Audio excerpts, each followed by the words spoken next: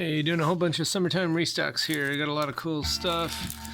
Hope you come out for this, and we don't post everything that we get because then we'd be like making these videos all day long, but we try to post the good stuff like Joni Mitchell. We try to keep the reissue in stock, but here's a nice original from 71, and of course some great Martin Denny, and we do have all the Jackpot reissues from the master tapes. This is a really good record, doing all the Carpenter stuff, Ferrante and Teicher, and here they're doing Rocky and a whole bunch of other songs, and this is a terrific album from Castellan. It's like orchestral, dramatic TV movie score, 70s feel, instrumental stuff, basically mood music, but it's kind of a break for him, and it's very interesting. It's almost like kind of the music you'd see on like Fantasy Island or one of those type TV shows.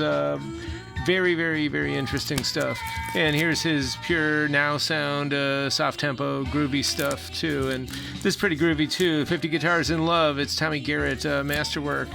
We got a lot of other interesting stuff too. One Stormy Night is of course a cult classic. It's got the recordings of the storm and all that. And Bobby Hackett. This is some real good slow dance go-go lounge stuff from the mid 60s. And this one where he's doing the music of Mancini is totally magic. It's astoundingly smooth.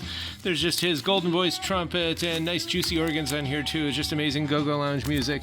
Highly recommended. And that's kind of uncommon. This is a great record here. $1 Million Weekend. And the Hawaiian Surfers. Some nice soft vocal, and Werner Mueller and his orchestra. Herr Mueller really gets it down with this stuff.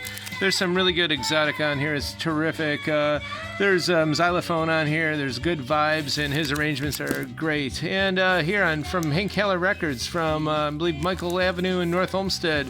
The great Hank Keller did this, Wally Franz and the Good Memories. This is on his label, and you can see the Hank Keller logo there, but it's terrific private press right here out of Cleveland, interesting country, and some Europop here, Abba, The Visitors, and some doo-wop comps. This to me looks like the 80s, but it's actually from 1969, and there's a great Burt Bacharach classic, Futures, and it still seems futuristic today, and this is some real good soft tempo on here, and we got some Liberace. This is where he's doing the now sound, actually, from back then. He's doing a lot of Bacharach and MacArthur Park, that kind of stuff.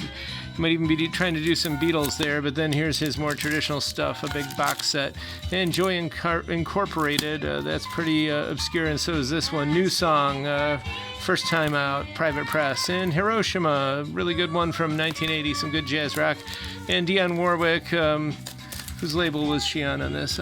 I forgot. I don't know. It's on RCA, but it's pretty good. The Bellamy Brothers. And for the Diamond Heads, we've got a lot more of that stuff in. And some John Denver. This is actually a pure country record. And Van Morrison, Promo, Inarticulate Speech of the Heart from 83. And Badfinger. I don't always get rock, but when I do, I'm not the biggest classic rock guy, but this is just such a terrific record from Wales. Power pop, technically, but it's a terrific, and very collectible record. It doesn't come up all that much, and if you see them in the shrink or even sealed with a hype sticker, they're unbelievably expensive. And we've got Surf's Up. This is a very underrated and uncommon Beach Boys record, and it probably weird out all the people who think Beach Boys are kind of like a feel-good oldies summertime band, because this is their Vietnam record, and it's very densely packed and lush sounding, but very interesting.